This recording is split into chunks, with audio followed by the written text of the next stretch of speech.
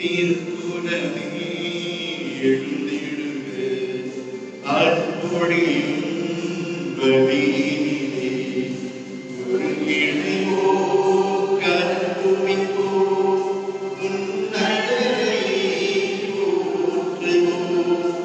ஒரு இணைவோ கருவிப்போ உன்னடரை போற்றுவோம். சந்தோஷம் பெருகிடுதே சந்நிதி காண்கிறே சந்தோஷம் பெருகிடுதே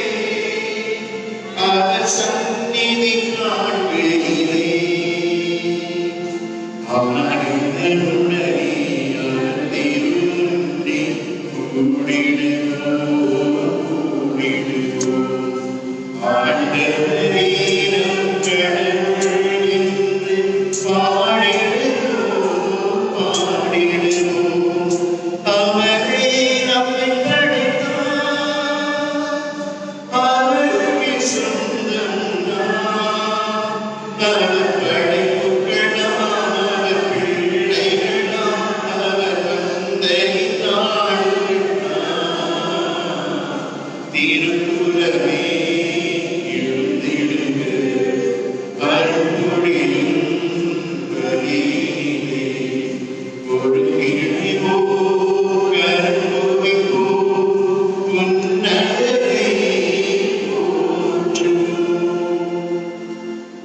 இந்த புனித பலியானது நன்றி திருப்பலியாக இன்று திருத்தொண்டர் பட்டம் பெற இருக்கின்ற அருட் சகோதரர் ராகேஷ் பிரபு இவரை இறைவனுடைய பரிசுத்த ஆவியானவர் வல்லமையோடு நிரப்பும்படியாகவும் அபிஷேகம் செய்யும்படியாகவும் மேலும் நன்றி திருப்பலியாக இன்று தங்களது 10வது திருமண ஆண்டு விழாவை கொண்டாடும் ராய்சன் ஷீலா மேலும் நன்றி திருப்பலியாக குளோரியா மோனிகா குடும்பத்தினர் John Davis Xavier Joseph Sujatha குடும்பத்தினர் தீபக் பிராங்க்லின் விக்டர் லாரன்ஸ் சகாய மேரி வர்கீஸ் அமல ராஜேஸ்வரி அந்தோனிதாஸ் இவர்கள் இறைவன் இவர்களுக்கு செய்த நன்மைகளுக்கு நன்றியாகவும் மேலும் தங்களுடைய சிறப்பான கருத்துக்களுக்காக ஜானி ரோசா பிகினி மற்றும் கேன்சர் நோயிலிருந்து சுகம் பெற வேண்டும் என்று அன்பு விஜயா அனு ஜேக்கப் இவருடைய கருத்துக்களுக்காகவும்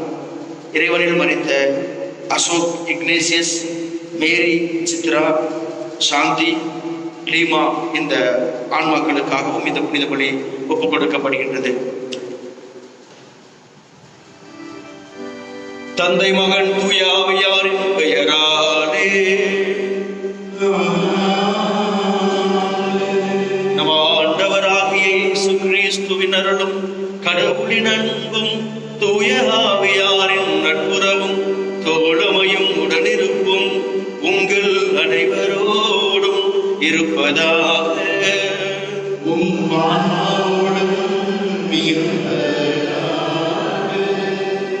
கிறிஸ்து இயேசுவில் பிரியமுள்ள சகோதர சகோதரிகளே, இன்று நாம் புது காலத்தின் 21வது ஞாயிற்றுக்கிழமையை கொண்டாட அழைக்கப்படுகின்றோம். இறைவன் என் வாழ்விலே யார் என்ற மைய செய்தியை இன்றைய திருவழிபாடு நம் ஒவ்வொருவரையும் கேட்க அழைக்கின்றது. இறைவன் எனக்கு யார் என்ற கேள்வியை இறைவன் நம்மிடம் கேட்டால் நாம் என்ன பதில் சொல்ல போகிறோம்? இந்த திருவழிபாடோடு இன்றைய நாள் முழுவதும் நாம் தியானிப்போம். இறைவனை நாம் தனிப்பட்ட முறையிலே அனுபவிப்போம், அன்பு செய்வோம். இந்த புனித பலியில தகுதியான முறையிலே பங்கு பெற தடையாக இருக்கின்ற நம் குற்றங்கள், குறைகள், பாவங்கள், பலவீனங்களை எண்ணி மனம் வருந்துவோம், மன்னிப்பு கேட்போம்.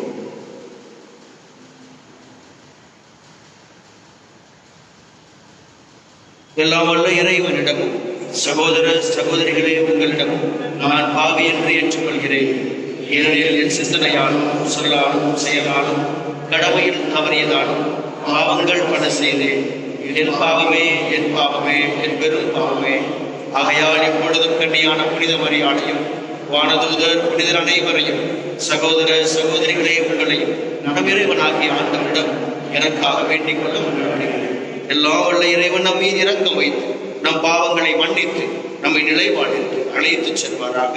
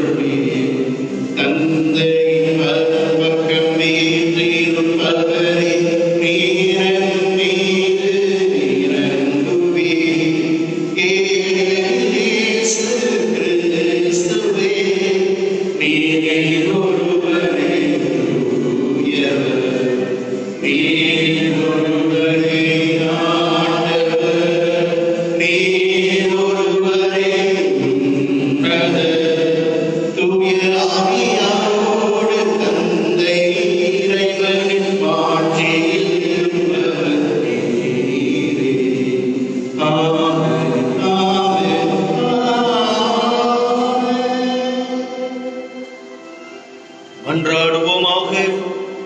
நம்பிக்கையாளரின் உள்ளங்களை ஒன்றிணைப்பவரான இறைவா, நீர் கற்றுத் தருவதை மக்கள் அன்பு செய்யவும், நீர் வாக்களிப்பதை விரும்பவும் செய்தரலும். அதனால் மாறி வரும் இவ்வுலக சூழலில் எங்கள் இதயங்கள் உண்மையான பேரின்ப உலகின் மீது என்றும் நாட்டம் கொள்ள செய்வீராக. உம்மோடு தூய ஆவியாரின் ஒன்றிப்பில் இறைவனாய் என்றென்றும் வாழ்ந்து ஆட்சி செய்கின்ற அவர் வழியாக உம்மை மன்றாடுகின்றோம்.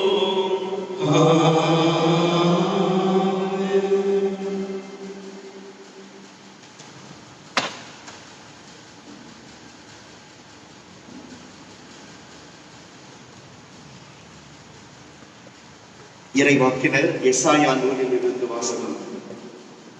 உன்னை உன் பதவியில் இருந்து இறக்கி விடுவேன், உன் நிலையிலிருந்து கவிழ்த்து விடுவேன். அந்நாளில் இலக்கியாவின் மகனும் என் ஊழியனுமாகிய எலியாக்கிமை நான் அழைத்து உன் அங்கியை அவனுக்கு உடுத்தி உன் கச்சையை அவன் இடுப்பில் கட்டி உன் அதிகாரத்தை அவன் கையில் ஒப்படைத்தேன். எருசலேமில் குடியிருப்போருக்கும் யூதா குடும்பத்தாருக்கும் அவன் தந்தையாவான். அந்நாளில் தாவீது குடும்பத்தாரின் திறவுகோலை அவன் தோளின் மேல் வைப்பேன். அவன் பிறப்பான், எவனும் கூட்ட மாட்டான். அவன் கூட்டுவான், எவனும் திறக்க மாட்டான். உறுதியான இடத்தில் அவனை முளை போல அடித்து வைப்பேன். அவன் தன் தந்தையின் குடும்பத்தாருக்கு மேன்மை உள்ள அரியணையாக இருப்பான். ஆண்டவரின் அருள்வாக்கு. ஆண்டவரே, என்றென்றும் உள்ளது உமது பேரன்பு. ஆண்டவரே, என்றென்றும் உள்ளது உமது பேரன்பு. ஆண்டவரே, என் முழு மனத்துடன் உமக்கு நன்றி செலுத்துவே. தெய்வங்கள் முன்னிலையில் உம்மை புகழ்வே. திருக்கோவிலை நோக்கி திரும்பி உம்மை தாழ்பணிவே. ஆண்டவரே, என்றென்றும் உள்ளது உமது பேரன்பு. ஆண்டவரே, என்றென்றும் உள்ளது உமது பேரன்பு. உன் பேரன்பையும் உண்மையையும் முன்னிட்டு உமது பெயருக்கு நன்றி செலுத்துவே. ஏனெனில் அனைத்திற்கும் மேலாக உன் பெயரையும் உன் வாக்கையும் மேன்மையுற செய்துள்ளே. நான் அன்றாடிய நாளில் எனக்கு செவி சாய்த்தே. என் மனத்திற்கு வலிமை அளித்தே. ஆண்டவரே, என்றும் உள்ளது உமது பேரன்பு. ஆண்டவரே, என்றென்றும் உள்ளது உமது பேரன்பு. ஆண்டவரே, நீர் உன்னதத்தில் உறைபவர்.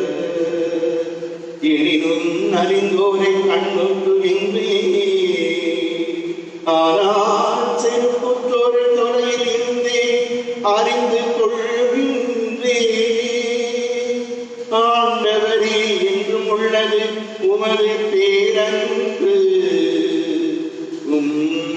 கைவினை பொருளை கைவிடாதேயும். ஆண்டவரே, என்றென்றும் உள்ளது உமது பேரன்பு.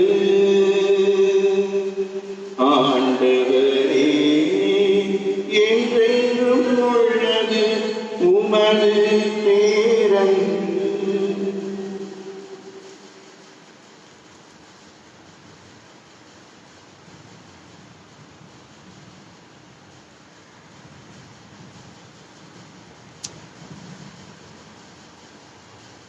திருத்தூதர் பவுல் ரோமேற்கு எழுதிய திருமுகத்திலிருந்து வாசகம். சகோதர சகோதரிகளே, கடவுளின் அருள் செல்வம் எத்துணை மிகுதியானது. அவருடைய ஞானமும் அறிவும் எத்துணை ஆழமானவை. அவருடைய தீர்ப்புகள் அறிவுக்கு எட்டாதவை. அவருடைய செயல்முறைகள் ஆராய்ச்சிக்கு அப்பாற்பட்டவை. ஏனெனில் ஆண்டவரின் மனத்தை அறிபவர் யார்? அவருக்கு அறிவுரையாளராய் இருப்பவர் யார்? தமக்கு கைமாறாக ஏதாவது கிடைக்கும் என முன்னதாகவே அவரிடம் கொடுத்து வைத்தவர் யார்? அனைத்தும் அவரிடமிருந்தே வந்தன, அவராலேயே உண்டாயின, அவருக்காகவே இருக்கின்றன.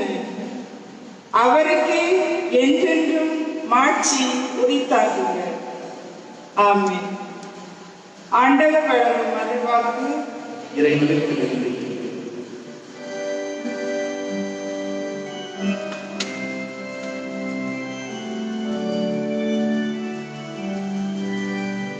அல்லேலூயா, அல்லேலூயா, அல்லேலூயா, அல்லேலூயா, அல்லேலூயா, அல்லேலூயா, அல்லேலூயா, அல்லேலூயா.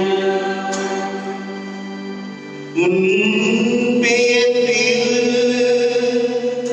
இந்த பாறையின் மேல் என் திருச்சபையை கட்டுவேன். பாதாளத்தின் வாயில்கள் அதன் மேல் வெற்றி கொள்ள. அல்லேலூயா,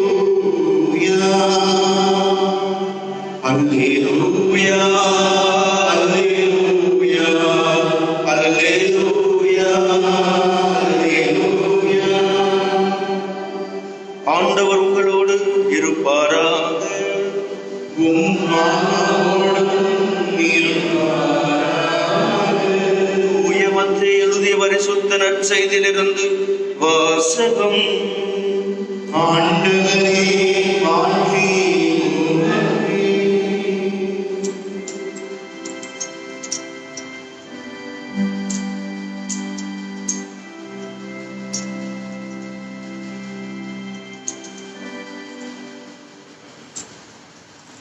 மத்தேயு நற்செய்தி அதிகாரம் 16 வாழ்வதரும் இறை வார்த்தைகள் 13 தொடக்கம் 20 முடிய.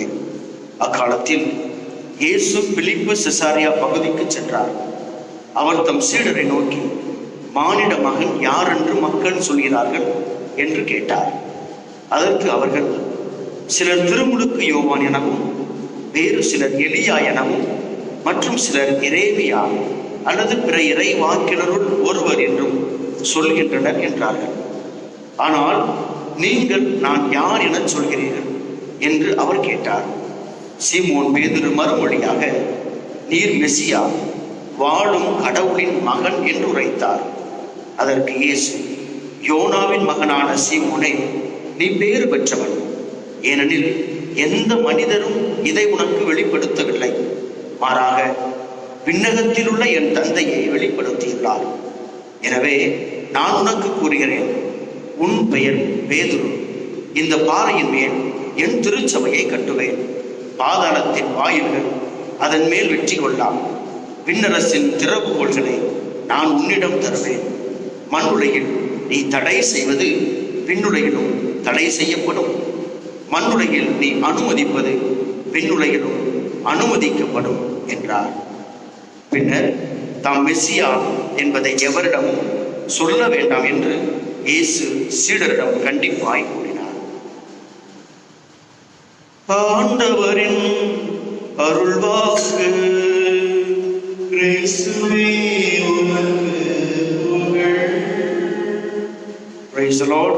Praise the Lord. Praise the Lord. இயேசுவுக்கே புகழ். இயேசுவுக்கே நன்றி. மரியே வாழ்க, மரியே வாழ்க. கிறிஸ்து இயேசுவில் பிரியமுள்ள சகோதர சகோதரிகளே, ஆண்டவர் இயேசு கிறிஸ்து இன்றைய நற்செய்தியில அவர் பிலிப்பு செசாரியா பகுதிக்கு செல்வதை நாம் பார்க்கிறோம். இந்த பிலிப்பு செசாரியா இந்த பகுதி என்பது ஹேரோது பிலிப்பு என்ற மன்னனால் மீண்டுமாக அது கட்டி அழகுபடுத்தப்பட்டதால் அவன் அந்த நகருக்கு தனது பெயரை வைத்தான்.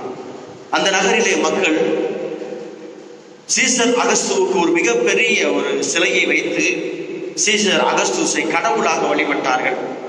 அவர்தான் கடவுள் என்று அவர்கள் அந்த சிலைக்கு முன்பாக பலி செலுத்துவதும் மிகச் சிறப்பாக பாவமான பலிகளை செலுத்துவதுமாக அவர்கள் வாழ்ந்து வந்தார்கள். சீசருடைய அந்த சிலைக்கு முன்பாக விபச்சாரமும் இன்னும் பல்வேறு விதமான பாவங்களும் மக்கள் மத்தியிலே பெருகி கிடந்தன. ஆக மக்கள் அவர்களுக்கு பல்வேறு விதமான கடவுள்களை கொண்டிருந்தார்கள். இந்த ஒரு சூழ்நிலையில ஆண்டவர் அந்த பகுதிக்கு வருகின்ற பொழுது, ஆண்டவர் தனது வாழ்வின் தனது பணியின் அந்த இறுதி காலங்கள் நெருங்குவதை பார்த்து தான் யார் என்பதை இந்த மக்கள் புரிந்திருக்கிறார்கள். தான் யார் என்பதை எனது சீடர்கள் புரிந்திருக்கிறார்கள் என்பதை அவர் அறிந்து கொள்ள விரும்புகிறார். தனது பணியின் நோக்கம் நிறைவேறி இருக்கிறதா அல்லது தான் எவ்வாறு புரிந்து கொள்ளப்பட்டிருக்கிறோம் என்பதை அவர் தெரிய விரும்புகிறார். எனவே சீடரிடம் அவர் கேட்கிறார், மக்கள் என்னை யார் என்று சொல்கிறார்கள்? 3 விதமான பதிலை சீடர்கள் தருவதை பார்க்கிறோம். ஒன்று திருமுழுக்கு யோவான், இரண்டாவதாக எலியா, மூன்றாவதாக எரேமியா. என்றால் ஏரோது அவன் திருமுழுக்கு யோவானை தலையை வெட்டி அவன் கொள்கிறான். அத்தகைய அதே வல்லமையோடும் அதே அதிகாரத்தோடும் அதே ஒரு நேர்மையோடும் ஆண்டவர் இருப்பதை பார்த்து ஏரோது சொல்கிறான், இவர் திருமுழுக்கு யோவான் தான் மீண்டும் திரும்பி வந்திருக்கிறார். நான் தான் அவள் தலையை வெட்டினேன், ஆனால் அவர் மீண்டும் திரும்பி வந்திருக்கிறார். எனவே ஆண்டவர் இயேசுவை பார்த்த பொழுது, அவர் அதிகாரத்தோடு போதித்த பொழுது, அவர் அற்புதங்களை அதிசயங்களை செய்த பொழுது, அவர் திருமுழுக்கு யோவானாக சிலரால் அறியப்பட்டார். எலியா ஒரு மிகப்பெரிய ஒரு இறைவாக்கினராக இருந்தார். அவர் நெருப்பு தேரினால் எடுத்துக் கொள்ளப்பட்டார். 2 அரசர்கள் 2வது அதிகாரம் 11வது திருவசனத்திலே வாசிக்கிறோம். எலியா இறக்கவில்லை, அவர் நெருப்பு தேரிலே எடுத்துக் கொள்ளப்பட்டார். எனவே மக்கள் என்ன நம்பி இருந்தார்கள் என்றால், மீண்டும் எலியா வருவார். எனவேதான் மலாக்கியா புத்தகத்திலே 4வது அதிகாரம் 5வது திருவசனத்திலே நான் வாசிக்கிறோம், ஆண்டவரின் நாள் வருமுன் எலியா மீண்டும் வருவார், ஆண்டவர் எலியாவை மீண்டும் அனுப்புவார் என்று. 3வதாக எரேமியா என்று அழைக்கிறார்கள். எரேமியாவை குறித்து நாம் விடயத்திலே பார்க்கின்ற பொழுது, அவர் ஒரு வல்லமை மிக்க ஒரு பெரிய இறைவாக்கினராக, மக்களுடைய எண்ணங்களை எல்லாம், மக்களுடைய மனதை எல்லாம் கடவுள்வால் திருப்புகின்ற ஒருவராக அவர் அறியப்பட்டார். மேலுமாக அவருடைய இறப்பை பற்றி திருவிவிலியத்திலே குறிப்பிடப்படவில்லை. அவருடைய இறப்பை பற்றி யாருக்கும் தெரியாது. ஆனால் அவர்கள் நம்பிக்கொண்டிருந்தார்கள். எரேமியா அவர் சென்ற பொழுது அவர் இறைவனுடைய பேழையையும் அந்த கடவுளுடைய உடன்படிக்கை அந்த பெட்டகத்தையும் கடவுளுடைய அந்த திரு பேழை அடங்கிய காரியங்களையும் மேலும் அந்த சாம்பிராணி அந்த துயிலையும் அவர் எடுத்து சென்றிருக்கிறார். எனவே மீட்பர் வருகின்ற பொழுது அவர் அதை கொண்டு வருவார் என்று அவர்கள் நம்பி இருந்தார்கள். எனவே ஒருவேளை இயேசு ஒரு எரேமியாவாக இருப்பாரோ என்று அவர்கள் நம்பினார்கள். ஆனால் கடவுள் இவர்கள் எல்லாம் அவர்களுக்கென ஒரு புரிதலை வைத்திருக்கிறார்கள். ஆனால் நீங்கள் எனது சீடர்கள், என் பிள்ளைகள், என்னோடு இருக்கிறவர்கள், எனது ஒவ்வொரு செயல்களையும் பார்க்கிறவர்கள், என் வாழ்வை முற்றிலும் அறிந்த நீங்கள், எனது பணியை எனக்கு பின்பாக எடுத்துச் செல்ல போகிற நீங்கள் என்னை யார் என்று அவர் கேட்கிறார். எப்பொழுதுமாக பேதுரு முந்திக் கொண்டு வருகிறார். நீர் வாழும் கடவுளின் மகன், நீர் மெசியா, வாழும் கடவுளின் மகன் என்ற ஒரு மிகப்பெரிய உண்மையை அவர் வெளிப்படுத்துகிறார். ஆண்டவர் அங்கு அவர் ஒரு மிகப்பெரிய உண்மையை வெளிப்படுத்துகிறார். பேதுருவே, ஏதோ உனக்கு இது வெளிப்படுத்தியது ஏதோ உனது ஞானமோ உனது வல்லமையோ ஏதோ உனது சக்தியோ அல்ல, மாறாக என் தந்தை வெளிப்படுத்தினார். ஆக இறை மகனை வெளிப்படுத்துகிறவர் தந்தை. God the Father only can reveal who is the Son of God. ஆக இறை மகனை தன்னை வெளிப்படுத்துபவர் தந்தை என்றால், தந்தையிடமிருந்து அவர் புறப்பட்டு வருகிறார். தந்தையும் நானும் ஒன்றே என்று சொல்கிறார். தந்தை விண்ணுலகத்திலே என்ன செய்கிறாரோ அதைத்தான் நான் மண்ணுலகத்திலே செய்கிறேன் என்று சொல்கிறார். தந்தை என்னிடம் சொல்பவற்றையே நான் உங்களுக்கு சொல்கிறேன் என்று சொன்ன தேவன் ஆண்டவர் இதை உனக்கு வெளிப்படுத்துவது என் விண்ணக தந்தை. ஆக தன்னை வெளிப்படுத்துகிறவர் விண்ணக தந்தை. அந்த விண்ணக தந்தை உனது உள்ளத்திலே தூய ஆவியானவரை பொழிந்து இந்த ஆவியானவர் அபிஷேகம் வழியாக அவர் உனக்கு இதை வெளிப்படுத்தினார் என்று சொல்கிறார். ஆக மூவர் இறைவனின் பிரசன்னத்தை அவர் அங்கு வெளிப்படுத்துகிறார். ஆக தந்தை தான் நான் யார் என்று உனக்கு வெளிப்படுத்தி இருக்கிறார் என்று அழகாக ஆணித்தரமாக ஆண்டவர் சொல்லிவிட்டு பேதுருவுக்கு அதிகாரத்தை கொடுக்கிறார். என்ன அதிகாரம்? ஒரு ஆன்மீக அதிகாரத்தை கொடுக்கிறார். இதோ விண்ணகத்தின் திறவுகோலை உனக்கு கொடுக்கிறேன். இந்த திறவுகோல் என்பது அதிகாரத்தின் அடையாளம், வல்லமையின் அடையாளம். இந்த திறவுகோல் என்பது ஒரு ஆட்சியின் அடையாளம்.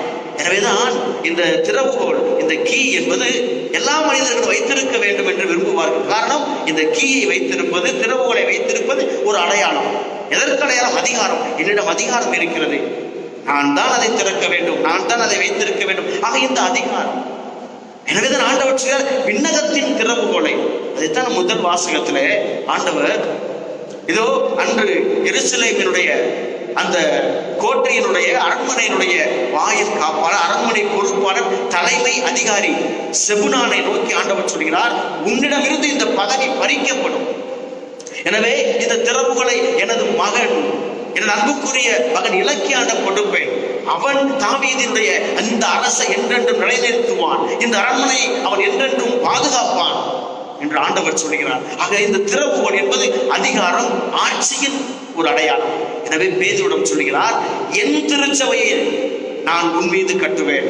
ஆக இந்த திருச்சபை என்பது கடவுளுக்குரியது, எனக்குரியதோ உங்களுக்குரியதோ அல்ல. நாம் இதை கட்டுவதில்லை, கடவுள் தனது திருச்சபையை கட்டுகிறார். எந்த மனிதனும் இந்த உலகத்திலே யாரும் அதற்கு அவர்கள் பெருமை பாராட்ட முடியாது. அது யாராக இருந்தாலும் சரி, எந்த மனிதரும் இந்த உலகத்திலே கடவுளின் திருச்சபையை கட்டுவதிலே பெருமை பாராட்ட முடியாது. பவுல் சொல்கிறார், இதோ நற்செய்தி அறிவிப்பது என்பது ஏதோ எனக்கு கொடுக்கப்பட்ட ஒரு மிகப்பெரிய பெருமைக்குரிய விஷயம் அல்ல, மாறாக என் மீது சுமத்தப்பட்ட அந்த கடமை.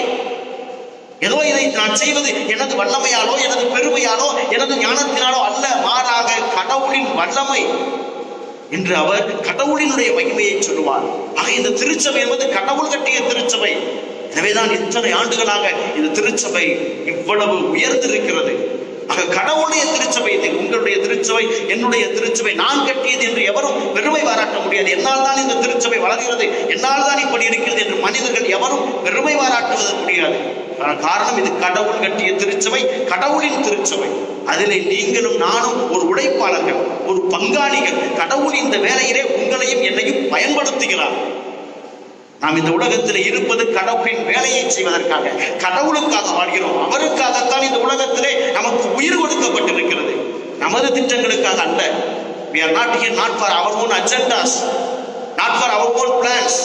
நாம் கடுப்பது கடவுளின் திட்டத்திற்காக, கடவுளுக்காக நான் இருக்கிறேன். அதை புரிந்து கொண்டால் தான் நமது குடும்ப வாழ்வும் நமது ஆன்மீக வாழ்வும் அது நிலையானதாக இருக்கும், அது நிம்மதியானதாக இருக்கும்.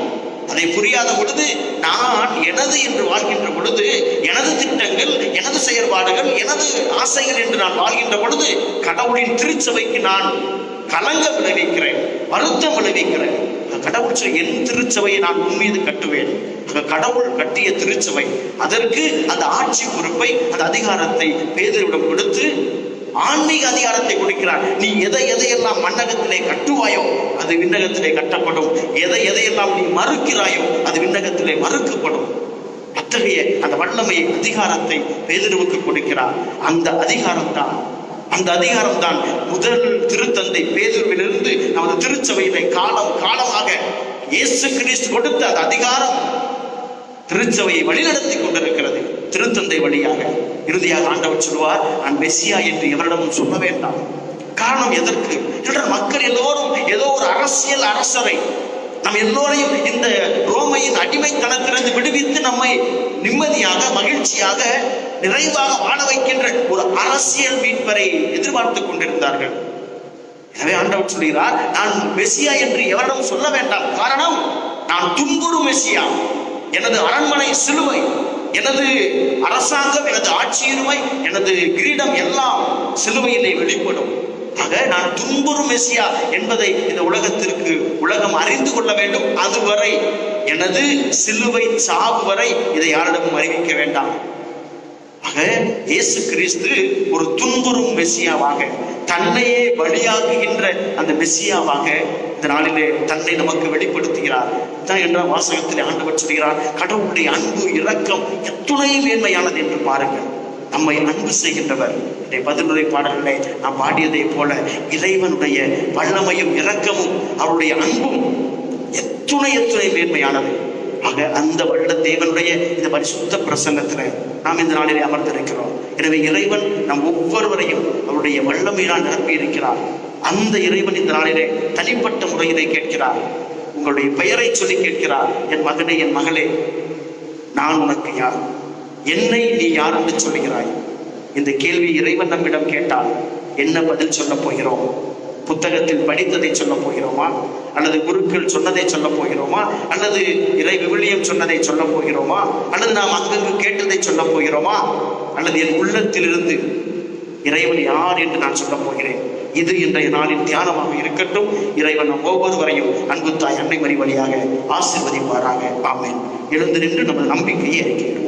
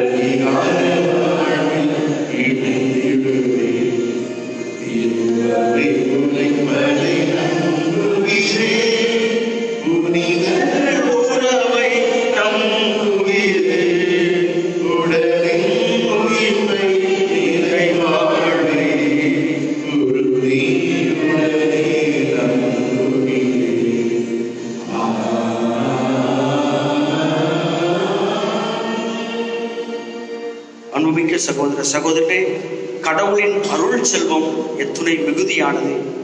அனைத்தும் அவரிடமிருந்தே வருகிறது, அனைத்தும் அவராலே உண்டாயின, அனைத்தும் அவருக்கே சொந்தம் என்று தூய பவுல் என்ற 2ஆம் வாசகத்தினை சொல்வதைப் போல அனைத்துக்கும் உரிய தேவனிடம் நமது தேவைகளை நாம் எடுத்துரைப்போம்.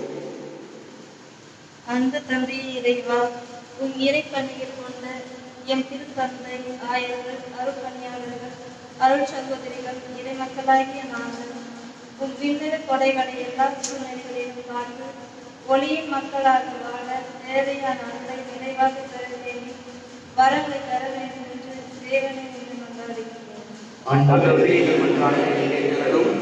என் நம்பிக்கையின் நாயகனே இறைவா, எங்கள் குடும்பங்கள் அனைத்தும் உண்மையை மயமாக கொண்டு உம்மேல் நம்பிக்கை வைத்து எங்கள் வாழ்க்கையை உகந்ததாக வாழவும் பிறரன்றே சிறந்து விளங்கவும் நிலைவாழ்வு பெற்றிட தேவையான அதிகாரங்களை அருளுமாறு ஆண்டவரை உண்மை மன்றாடுகிறோம்.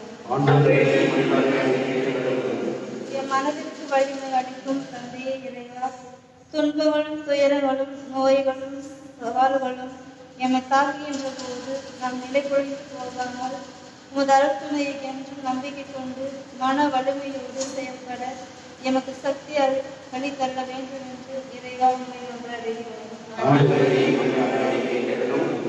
அனைவரையும் ஆதரிக்கும் என் இறைவா, கொரோனா தொற்று காரணமாக அல்லல்படும் என் மக்களை உம் கரங்களில் ஒப்படைக்கின்றோம். அவர்களுக்கு ஆறுதலும் தேற்றலும் தர நாங்கள் எடுக்கும் முயற்சிகள் தகுந்த நேரத்தில் கிடைக்க பெற்று புது வாழ்வு தொடர்ந்து நிறைவாய் உமதல் முடிய வேண்டும் என்று இறைவா உண்மை மன்றாடுகின்றோம். நமது தனிப்பட்ட தேவைகளுக்காக மௌனமாக இறைவனை ஜெபிப்போம்.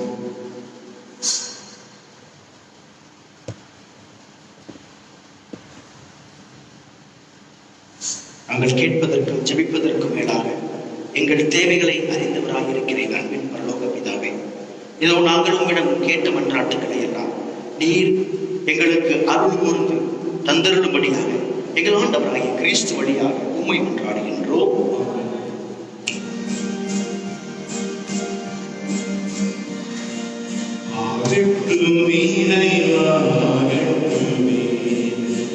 சித்தம்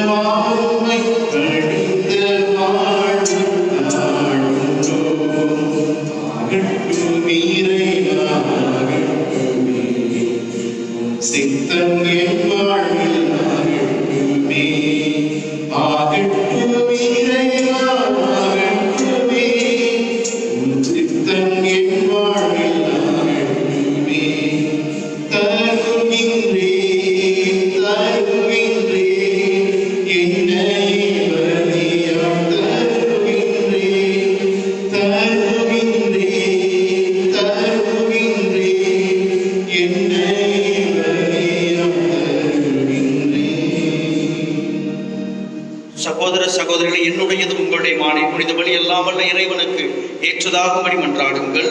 ஆண்டவர் நமது இறைவனுக்காகவும் மாற்றிக்காகவும் நமது நன்மைக்காகவும் புனித திருவை அனைத்து நன்மைக்காகவும் உமது கையிலிருந்து இப்பலியை ஏற்றுக்கொள்வாராக. ஆண்டவரே, ஒரு முறை ஒப்புக் கொடுக்கப்பட்ட ஒரே பலியினால் உமக்கென மக்களை சொந்தமாக்கிக் கொண்டீர். உமது திரு அவையில் ஒற்றுமை, அமைதி ஆகிய கொடைகளை எங்களுக்கு கனிவுடன் அருள்வீராக. எங்கள் ஆண்டவராகிய கிறிஸ்து வழியாக உம்மை மன்றாடுகின்றோம். ஆண்டவர் உங்களோடு இருப்பாராக.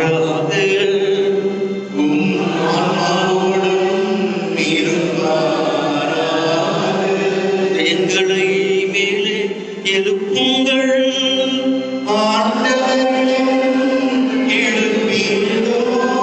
நம் இறைவனாகிய ஆண்டவருக்கு நன்றி கூறுவோம்.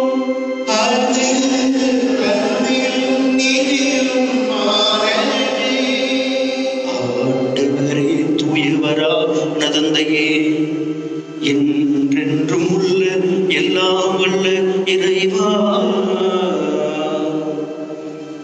எந்நாளும் எவ்விடத்திலும் நாங்கள் உமக்கு நன்றி செலுத்துவது மெய்யாகவே தகுதியும் நீதியுமாகும்.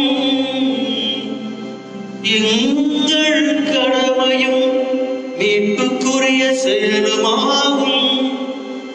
ஏனெனில் பாவப்பழியால் வெகு தொலைவில் அகற்றிருந்த உம் பிள்ளைகளை உம் திருமகனின் இரத்தத்தாலும் தூய ஆவியாரின் வல்லமையாலும் உம்மோடு மீண்டும் ஒன்றிணைக்க திருவுளமானே.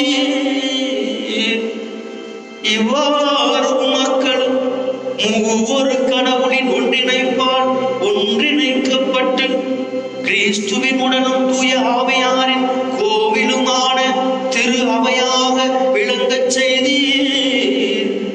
இதனால் பல்வகையில் வெளிப்படும் உமது ஞானத்தை புகழச் செய்தீர்.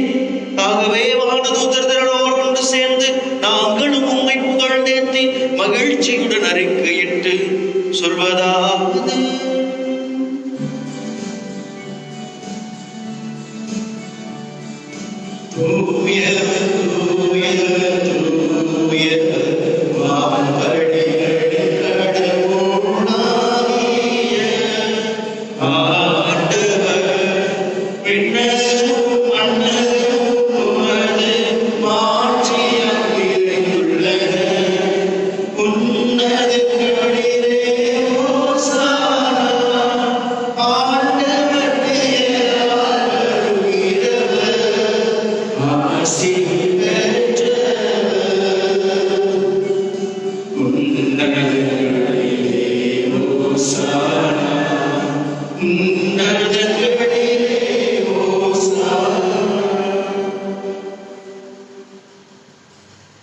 ஆண்டவரே, நேர்மையாகவே தூயவர், தூய்மை அனைத்துக்கும் ஊற்று.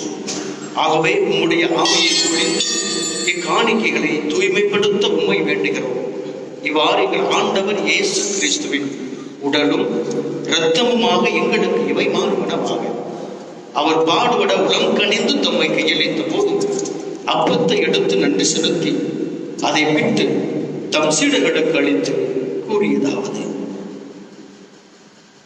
அனைவரும் இதிலிருந்து பெற்று உண்ணுங்கள். ஏனெனில் இது உங்களுக்காக கையளிக்கப்படும் என் உடல்.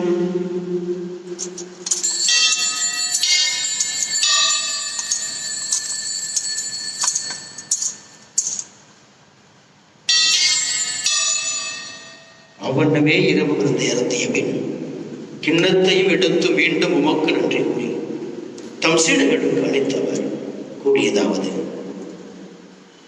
அனைவரும் இதிலிருந்து பெற்று பருகுங்கள், ஏனெனில் இது புதிய நிலையான உடன்படிக்கைக்கு உரிய என் இரத்தத்தின் கிண்ணம். இது பாவ மன்னிப்புக்கென்று உங்களுக்காகவும் பலருக்காகவும் சிந்தப்படும். இதை என் நினைவாக செய்யுங்கள்.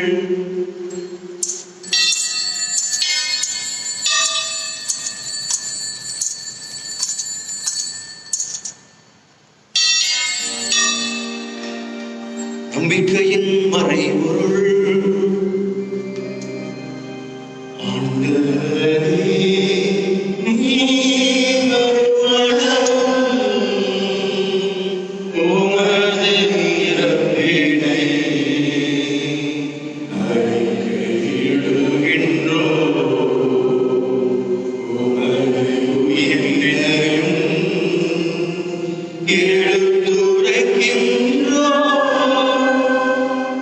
ஆகவே ஆண்டவரை நாங்கள் கிறிஸ்துவின் இறப்பினையும் உயிர்ப்பினையும் நினைவு கூர்ந்து வாழ்வு தரும் அப்பத்தையும் மீட்பளிக்கும் கிண்ணத்தை உமக்கு ஒப்புக் கொடுக்கின்றோம். உம் திருமுனின்று உமக்கு ஊழியம் புரிய தகுந்தவர்கள் என எங்களை ஏற்றுக்கொண்டு எனவே உமக்கு நன்றி செலுத்துகின்றோம். மேலும் கிறிஸ்துவின் உடலிலும் இரத்தத்திலும் பங்கு கொள்ளும் எங்களை தூய ஆவியார் ஒன்று சேர்க்க வேண்டும் என உம்மை தாழ்மையுடன் மன்றாடுகின்றோம். ஆண்டவரை உலகெங்கும் பரவியிருக்கும் உமது திரு ஆவியை நினைவு கூர்ந்தருளும். எங்கள் திருத்தந்தை பிரான்சிஸ், எங்கள் ஆயர் பீட்டர், எல்லா திருநிலையினர் ஆகிய அனைவரோடும் உமது திரு அவை அன்பில் நிறைவு பெற செய்தருளும். உயிர்த்தெழும் எதிர்நோக்குடன் நிகழ் கொள்ளும் எங்கள் சகோதர சகோதரிகளையும் திருப்பலியில் நினைவு கூறும் எல்லா ஆத்மாக்களையும், எங்கள் குடும்பங்களில் மரித்தவரையும் புற்றுநோயில் மரித்த அனைவரையும் இரக்கத்துடன் நினைவு கூர்ந்து திருமுகப்படியினுள் ஏற்றருளும். எங்கள் அனைவரின் மீது இரக்கமாயிரும். கடவுளின் கண்ணியம் தாய்மான புனித மரியாள், அவருடைய கணவரான புனித யோசேப், புனித திருத்தூதர்கள், உலகிலும் தூந்தவராயிருந்த புனிதர்கள் அனைவருடனும் நான் நிலை வாழ்வில் பங்கு கொள்ள தகுதி பெற்று திருமண கிறிஸ்து வழியாக எப்பொழுது தவறும் அருளாமை கொண்டாடுகிறோம்.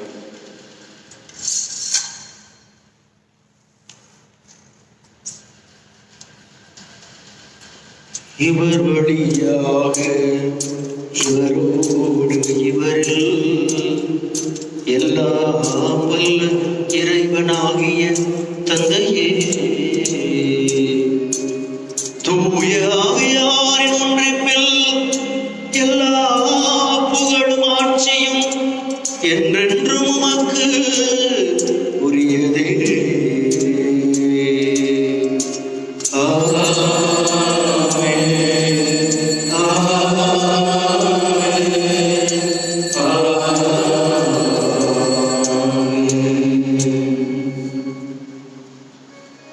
இப்பரின் கட்டளையால் கற்பிக்கப்பட்டு இறைபடிப்பினையால் பயிற்சி பெற்ற நாம் துணிந்து சொல்வோம்: தந்தையே, உமது பெயர் தூயது என போற்ற பெறுக. உமது ஆட்சி வருக. உமது திருவுளம் விண்ணுலகில் நிறைவேறுவது போல மண்ணுலகில் நிறைவேறுக. எங்கள் அன்றாட உணவை இன்று எங்களுக்கு எங்களுக்கு எதிராக குற்றம் செய்வோரை நாங்கள் மன்னிப்பது போல எங்கள் குற்றங்களை மன்னியும். எங்களை சோதனைக்கு உட்படுத்தாதே, தீமையிலிருந்து எங்களை விடுவித்தருளும். ஆண்டவரே, தீமை அனைத்திலிருந்தும் எங்களை விடுவித்து எங்கள் வாழ்நாளில் அமைதியை கனிவுடன் அருள உம்மை மன்றாடுகின்றோம். உமது இரக்கத்தின் உதவியால் நாங்கள் பாவத்தில் இருந்து எப்போது விடுதலை பெற்று யாதொரு கலக்கமும் பயமும் அச்சமும் என்று நலமாயிருப்போமாக. நாங்கள் இதை நோக்கி இருக்கும் பேரின்பத்துக்காகவும் எம் மீட்பராகிய இயேசு கிறிஸ்துவின் வருகைக்காகவும் காத்திருக்கின்றோம்.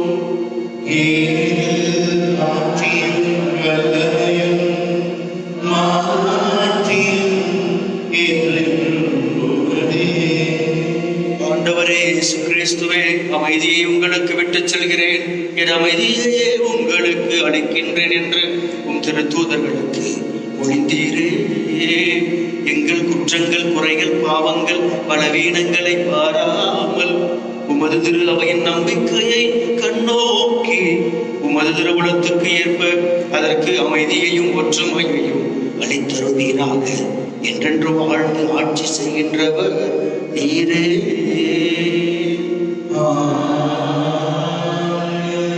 ஆண்டவருடைய அமைதி உங்களோடு என்றும் இருப்பதாக.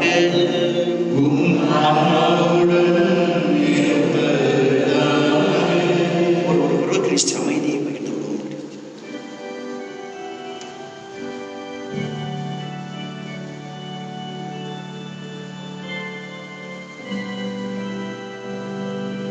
உலகின் பாவம் போக்கும் இறைவனின் செம்மறியே, என் மேல் இரக்கமையும். உலகின் பாவம் போக்கும் இறைவனின் செம்மறியே, என் மேல் இரக்கமையும். உலகின் பாவம் போக்கும் இறைவனின் செம்மறியே, எனக்கு அமைதி அருளும், எனக்கு அமைதி இதோ இறைவனின் செம்மறி, உலகின் பாவங்களை போக்குகின்றவர். இந்த செம்மறியின் விருந்துக்கு அழைக்கப்பட்டுள்ள நம் அனைவரும் பேறு பெற்றோர். ஆண்டவர் இவரே நான் தகுதி பெற்றோர், ஆனால் வார்த்தை மட்டும் சொல்கிறேன், எனது ஆன்மா அடையும்.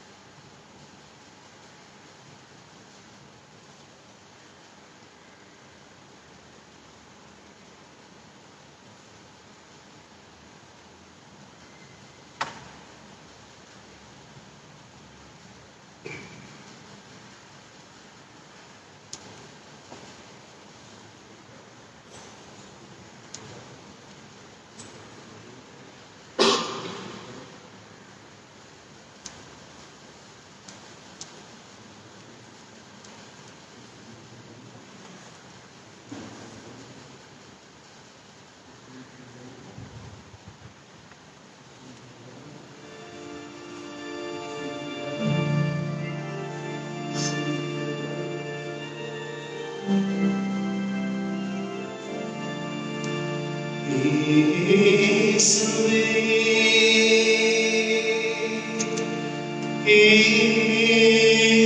இயேசுவே, நீ எந்தன் பாறை, என் அரணான இயேசுவே, இயேசுவே,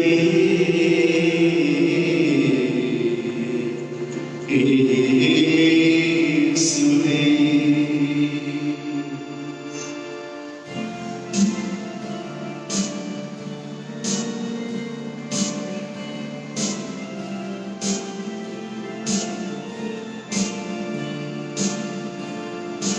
நீ எந்த பாறை, என் அரணான இயேசுவே, நீ எந்த உள்ளத்தின் அடையாத தீபமே, அடையாத தீபமே, இயேசுவே, இயேசுவே, இயேசுவே, இயேசுவே.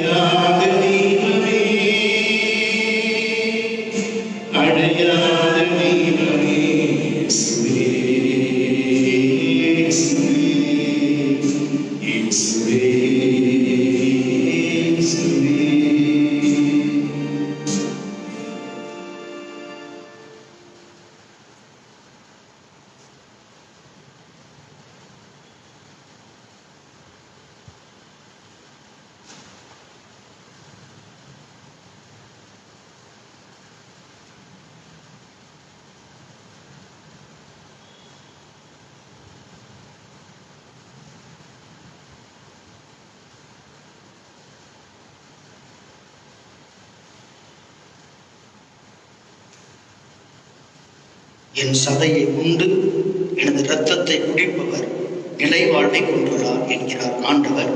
நானும் அவரை இறுதி நாளில் உயிர் தள்ளச் செய்வேன். நன்றி கூறி மன்றாடுவோமாக. ஆண்டவரே, உமது இரக்கத்தின் இருந்து எங்களுக்கு முழுமையான நலம் தரும் மருந்தாய் செயல்பட உமை வேண்டுகின்றோம். அதனால் நாங்கள் உமது இரக்கத்தில் முழுமையாக நிலைத்திருந்து அனைத்திலும் உமக்கு உகந்தவர்களாயிருக்க தகுதி பெறுவோமாக. எங்கள் ஆண்டவராகிய கிறிஸ்து வழியாக உம்மை மன்றாடுகின்றோம்.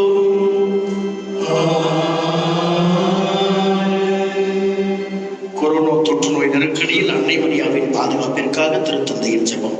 ஓ அன்னை மரியே, நீர் எப்போதும் எங்களது மீட்பின் மற்றும் நம்பிக்கையின் பாதையில் ஒளியாக திகழ்கிறீர். சிலுவையில் இயேசுவின் வேதனையில் பங்கெடுத்து உமது விசுவாசத்தை உறுதியாக காத்தருடைய நோயாளிகளின் ஆரோக்கியமே நாங்கள் எங்களை உம்மிடம் ஒப்புக் கொடுக்கின்றோம்.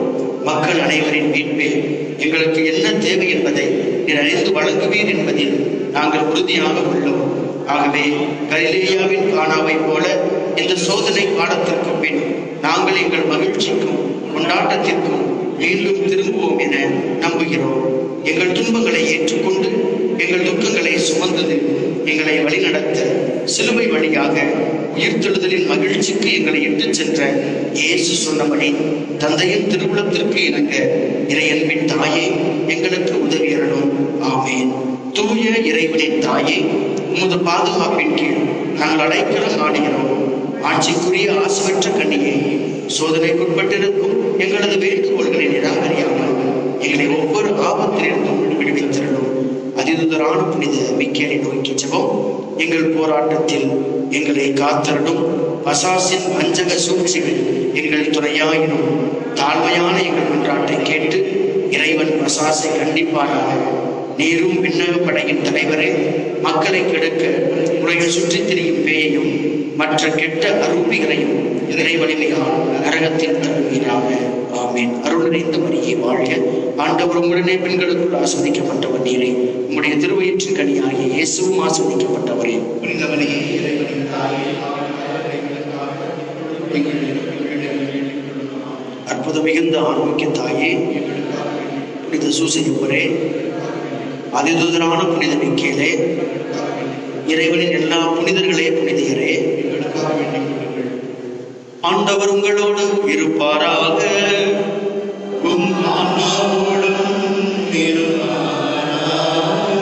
எல்லாம் வல்ல இறைவன் தந்தை, மகன், தூய ஆவியாரின் ஆசை உங்கள் மீது என்றென்றும் தங்கி உங்களை நிறைவாய் ஆசீர்வதித்து வழி நடத்துவதாக. இறைவனின் அன்புறவிலும் அன்னையின் ஆசிரியரிலும் வாழ சென்று வாழுங்கள். திருப்பலி நம் வாழ்வில் தொடரட்டும்.